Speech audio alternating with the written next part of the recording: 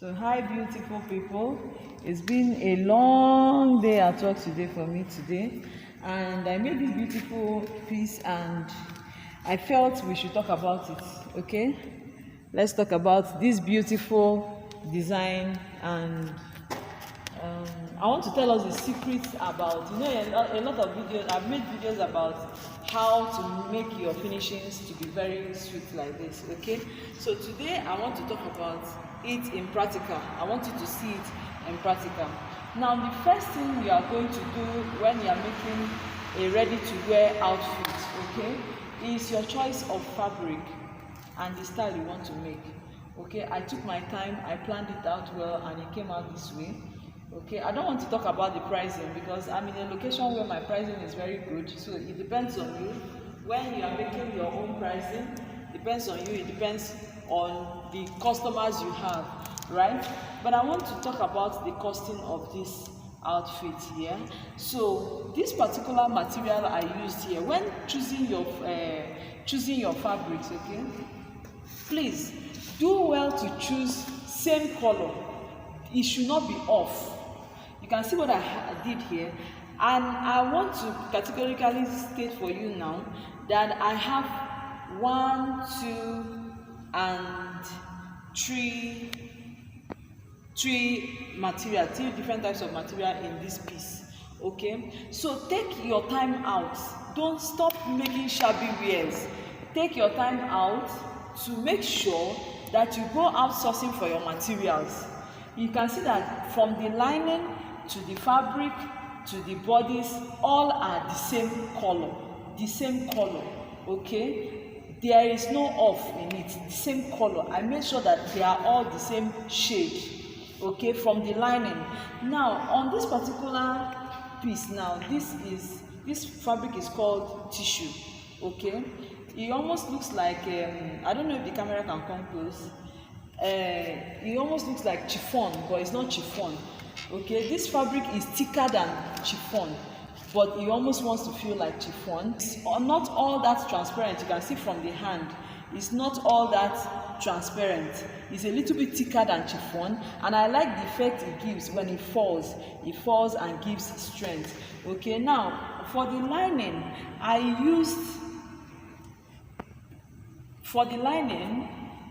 normally there is a lining for this particular type of fabric or sewing. We call it lycra lining, but because of the kind of fabric I didn't use lycra lining. I used light lycra. This is lycra fabric, but very, very light. Okay, that was what I used as the lining. And then again, coming up, I used crepe, stretchy crepe for these bodies, these places, because this stone cannot stay on this fabric easily. So I had to use crepe for these bodies, because if you use this material here, it might not have the strength, and then this material is not stretchy.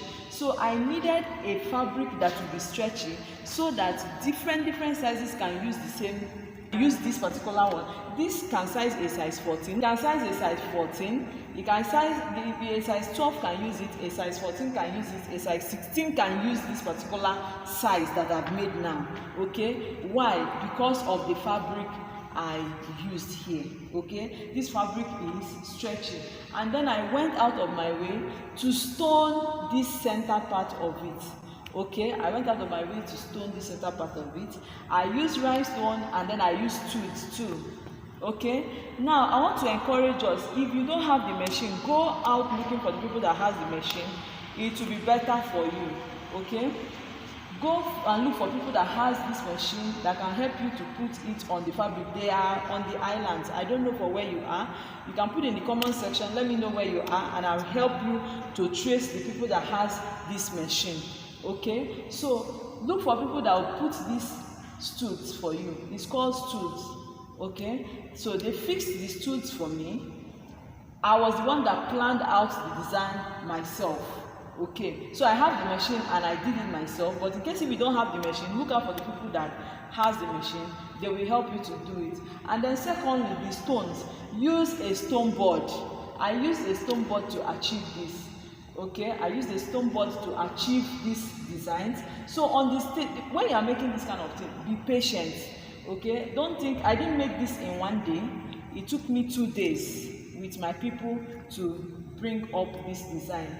Okay, so you can see the when you are buying your stones, your pattern, your board for your stones, I always advise people buy boards that have plenty designs, so that you don't need to be accumulating boards in your place. But if you don't have boards, stone boards, I know that there are people that are renting boards now, but I don't rent mine because most times people take it away and they manhandle it and return it for you in a bad position. Okay, so I don't rent mine, but there are some people that rent theirs, so look out for those people. But on this first one, this is 2, this is 3. Okay, and this is another design in center, which is 4. Okay, so that particular board had like 6 designs on it, so I used 4 out of it to achieve this. And I used 2 different types of rhinestones. You can see the colors I used silver, and then I used the brown color. So it was really painstaking. Now for this particular pleating, some people call it printing. So, but for this particular pleating that you are seeing here, this particular design, it was done with a pleating machine. We have it on the island. I don't have the machine, but I had to take it to people that will help me to make it. And then I cut my fabric on bias and took it there, and they made this. Now, where I want us to, you can see the effect of the down part. The down part is a straight piece. Okay. The down part is a straight piece that was pleated. I pleated it on the half length. Now, when you are making ready to wear fabric designs, you know that you might not be there to see the person that will wear it. Do wear to your choice of half length matters a lot. So this my half length, if you look at it, it came down very well. I always like to use 16 inches for my half length. Okay, because when you use 16 inches, it definitely will size a lot of people. Okay, it will hardly not size anybody. So this is size shoulder to length is 16 inches. Now for the hand, this hand is necessary because I do not know who will be buying it. Okay, so for whoever is going to wear this, it will definitely size the person because of the size of what I did on the sleeve. The sleeve is bogus. Okay, so guys, that's basically it. Then the next thing I want to talk about is the hemming of the gown. Okay, I did not bend. Most times when you want to bend this way, fold and sew, it's always very rough. So I always suggest you ask for people that make that whip clothes. Some people call it weaving, some people call it whipping. So whichever one is correct, I don't know. So ask for the people that weave. Tell them you want to do industrial weaving, and they will do industrial weaving on the essence of this video is to tell you that you do not need to have all the machines before you say you want to go into the ready-to-wear business. I'm still in before I go home this night, I'm still making the belt for this particular gown. So if you need to see the making of the belt, watch my next video. Okay, subscribe, hold on, and watch my next video. The next video that is coming out is on how to make the belt of this particular beautiful gown. What am I talking about? Then to give it a perfect finishing,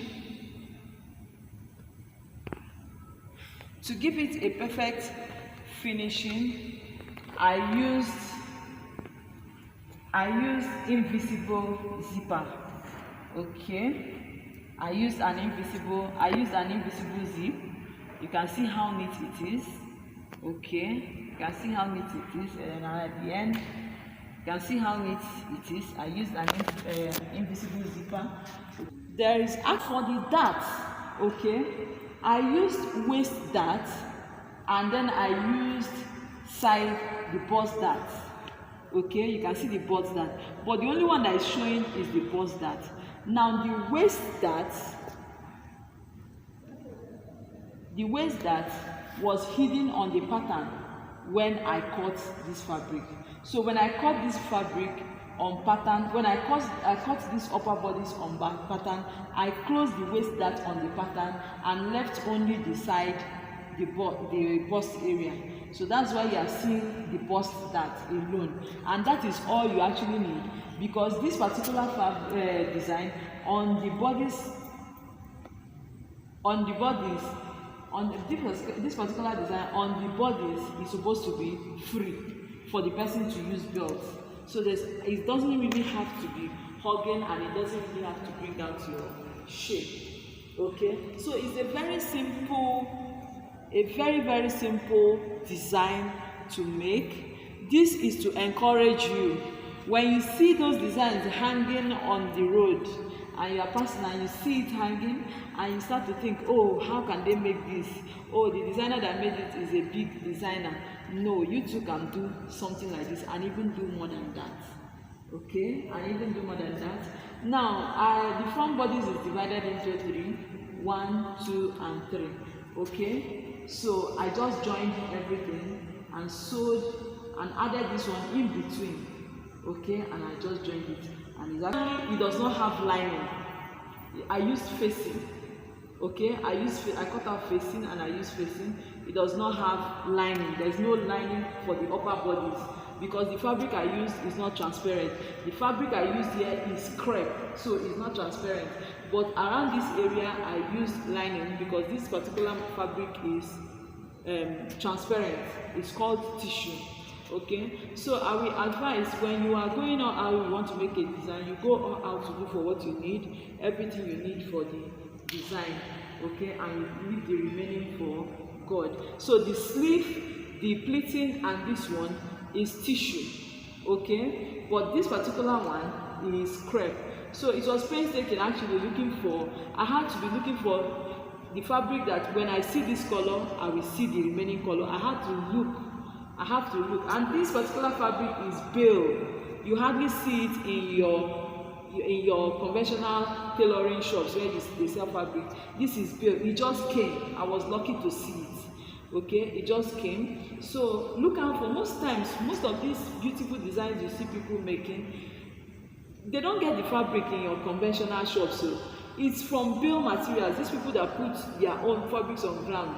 So immediately the bale enter, they will have to bring out my own first, our own first, because they know that I'm into the business. Before they start shedding to people, they bring out our own. Okay, they bring out our own. You can see this gown is gowning properly. It's gowning very well. Okay, I hope I've been able to encourage someone today. Start making designs. Start bringing out designs. Start churning out designs. If you don't have customers, yes, with all my tutorials, please make it and showcase, wear it. Okay, except you don't want to go into the ready-to-wear business. But if you are actually going to go into the ready-to-wear business, make it, wear it, and the customers will come. Thank you guys for watching. I wish to see you in my next video. To all my wonderful subscribers, I thank you so much. Join our membership channel on YouTube. That's the new masterclass. Okay, join our membership channel on YouTube. That is the new masterclass. Everything is going to be explained in detail in our membership channel, in our YouTube masterclass. Okay, in that place I cool down to explain. It's not like on this channel where I have to rush because of time. But if you are in our membership, everything I am saying will definitely be explained to the letter, because that place I am not timed. But when I'm on YouTube, I am timed. There's a lot of things I cannot do when I'm on this channel, okay, because I have to rush because of time. Okay, I think I have to make a video on how to get cheap data, so that my viewers will not be complaining about data. Okay, so that you have data to better yourself, have data to come online, and then you to come online and see beautiful and wonderful works that people are doing. Thank you guys for watching, and see you in my next video.